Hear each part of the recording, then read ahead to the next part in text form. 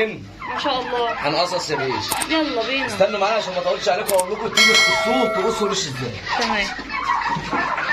بصوا يا جماعه، قص الريش بتاع الرومي علشان الريش لسه صغير بنقصه جدا من الحته دي. تمام؟ تمام. طبعا الريش بتاع الرومي عارفين طبعا كلنا ان هو جامد.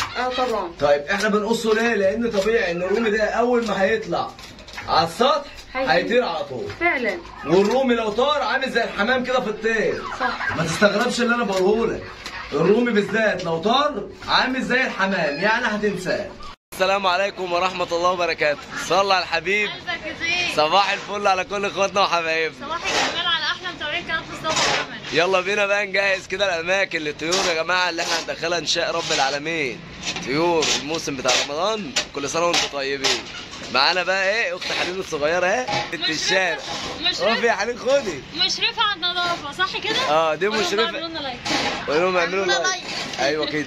حليم هتطلع معاكم، اعملوا لها لايك يا جماعه. شجعوها. طبعا اخواتي الصغيرين احنا شغالين مع بعض هنا على السطح عشان بيساعدونا عشان صبعي. شايفين صبعي؟ واحد مستخبي هناك اهو بيدار وشه. شايفين؟ بص لهم هنا يا محمد. بص لهم. وطبعا الاسطوره بتاعنا بقى. الاسطوره شخوره، اسمه شخوره يا جدعان. ده تخيلوا، افتح بس يا محمد تعالى هنا يا شخوره اقول لك على حاجه. هقول لكم دلوقتي على مفاجاه واقسم بالله مفاجاه. اعدلوا الشكاره يا محمد. واقسم لكم بالله مفاجاه بجد. تمام؟ تخيلوا ان شخوره هو بيساعدني، يعني احنا بنساعده بعدين ننضفه عشان صبعي مكسور. خايف يخش اوضه الرومي ينضف جوه. حالتم على وشه. بيعض. طب ازاي؟ اهو سامعين؟ بيعض ازاي؟ يعني انت خايف؟ يعني الرومي بيعض؟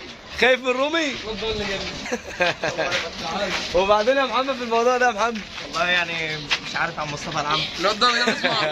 اسمع فاشل. طبعا يا جماعه دول اخواتي الصغيرين. تمام؟ يلا يا رجاله. دول طبعا يا جماعه اخواتي الصغيرين، فاحنا هنا شغالين مع بعض كلنا واحده بواحده كده. طبعا احنا متعودين كل مره انا اللي بنضف لكم وبعمل لكم كل حاجه انا وامي، بس المره دي عشان صبعي واجعني اخواتي جايين يساعدوني. انتوا معانا بعد التنظيف ان شاء رب العالمين. شوف احنا طبعا يا جماعه انتظروا معانا بعد التنظيف في خطوات تانية هنعملها مع بعض، هنمشي مع بعض خطوه بخطوه بس عشان الاوض كلها رايحه في داهيه. طبعا كده يا جماعه اللهم لك الحمد. طالعين لكم امتى بقى؟ 6 الصبح. ايوه يا جماعه. تمام والله صباح الفل احنا ملمنا. صباحكم ملم بالخير. الصبح بقى عامل ازاي؟ اهو يا جماعه. ايه بصوا يعني بسم الله ما شاء الله. تعالى حاجه بقت نظافه ما شاء الله يعني. استنى عشان هنستقبل الطيور ان شاء رب العالمين. تعالى. ايوه بقى على نظافه بقى. اوضه الحمام يا باشا. اهي بص اللهم لك الحمد ولك الشكر. كله طاير ما شاء الله. اللهم صل على النبي. بسم الله. طب احنا هنعمل ايه بقى؟ يعني الناس منتظره انت. بسم الله ما شاء الله. اللهم لك الحمد. يعني يا جماعه والله مسافه يوم واحد هم بصراحه خلوا الدنيا زي الفل. والله العظيم ساعدوني بصراحه عشان انا كنت ميت. بصوا كتر خيرهم. بص عند الرومي اهو. اللهم لك الحمد يا رب. شايفين ما شاء الله. تعبنا والرجاله تعبت بصراحه. يومين والله العظيم وانا شغال بايديا. وحاوريكم كل حاجه دلوقتي بايديا. بسم الله.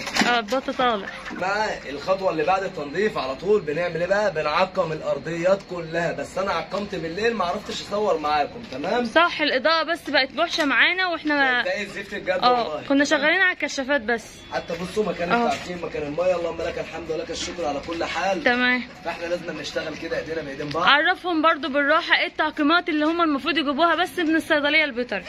التعقيمات اللي هتجيبها من الصيدليه البيطري هي حاجه واحده ومش غاليه، حاجه اسمها بيوتكس، بس يا ريت اللي يستحسن لما تجيب البيوتكس ده تجيب حاجه مستورده. قشطه؟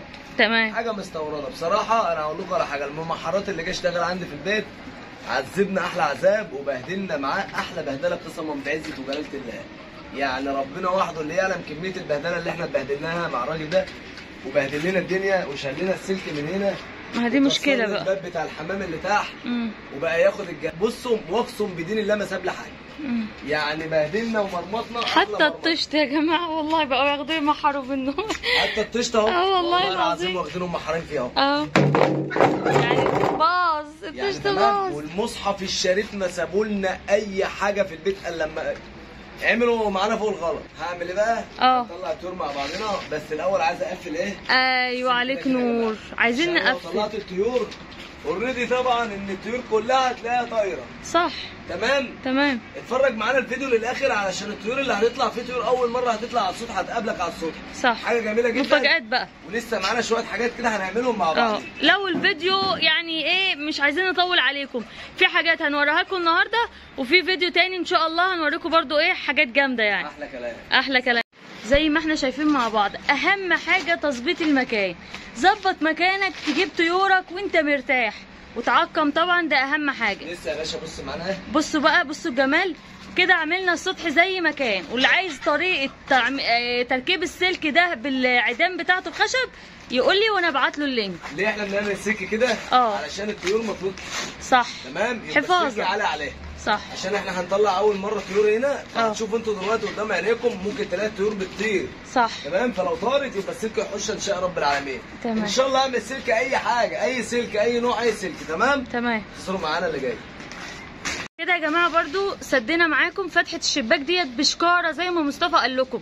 شكاره سلك الموجود عندك، بس اهم حاجه عشان تحافظ على طيورك لازم تسد الفتحات دي كلها عشان ما تضيعش منك ونرجع نقول الحق الطير بتطير مننا ومش لاقيينها. بصوا عشان تعرفوا بس اللي احنا في ايه. والله قد بنبهدل اقسم بالله عشانكم. والله